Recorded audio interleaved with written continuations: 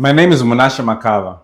I spent a significant chunk of my career on Wall Street at firms like Goldman Sachs, where I did M&A for companies worth billions of dollars. A few years ago, I decided to take a really bold step, which was life-changing for my family and I. I left Wall Street and went on to buy some businesses using everything that I had learned. And so today, I own and operate multiple businesses, but I also run an M&A practice through which I help people buy and sell small businesses every single day. So in this, I advise buyers all the way from deal screening right to deal closing and a little bit beyond. And so I put together a curriculum that is based on these experiences. It is not based on theory or hearsay, but based on actual situations that buyers I advise are experiencing every single day as they go through transactions. And so, why are you here right now?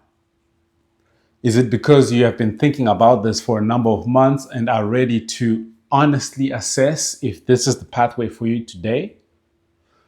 Or have you just been passed over for a promotion, or you had a bad quarter, or maybe your boss has rubbed you the wrong way, or you heard someone who's very charismatic speaking on social media talking about buying businesses?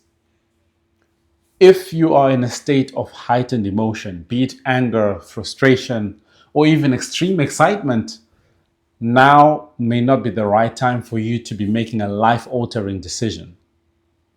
And I'll tell you a story of how this has played out before. So a guy who was in a very lucrative industry, had a great career, started feeling burnt out and felt like he had hit a glass ceiling.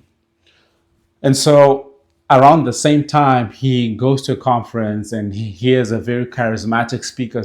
Basically, he felt like that speaker was speaking to him saying, if you are not running your own business today, then you're not participating in the US economy in the right way.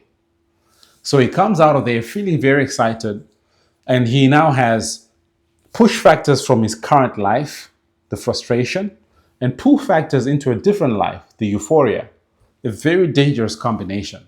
So he jumps onto this and he quits his job, and he does it very loudly, tells the whole world, tells his former boss that this is the journey I'm embarking on. Okay.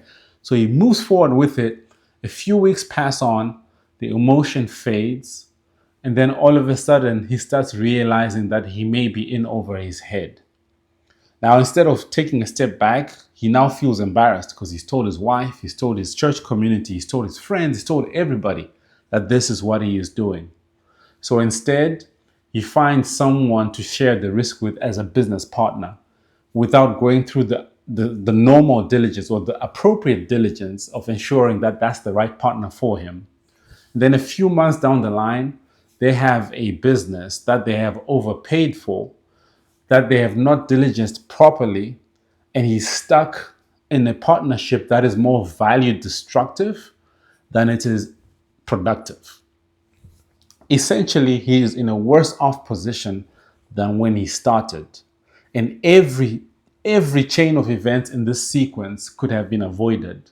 But the problem is, it all started with him making a life-changing decision while in a heightened emotional state. And so, if you are in a heightened emotional state right now, just take a beat and go away for about 30 days, not 30 seconds.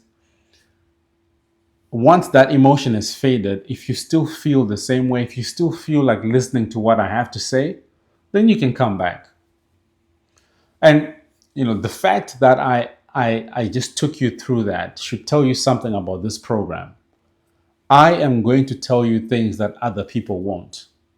I would rather lose a student today than watch you blow up your and your family's lives just because nobody had the honesty to slow you down.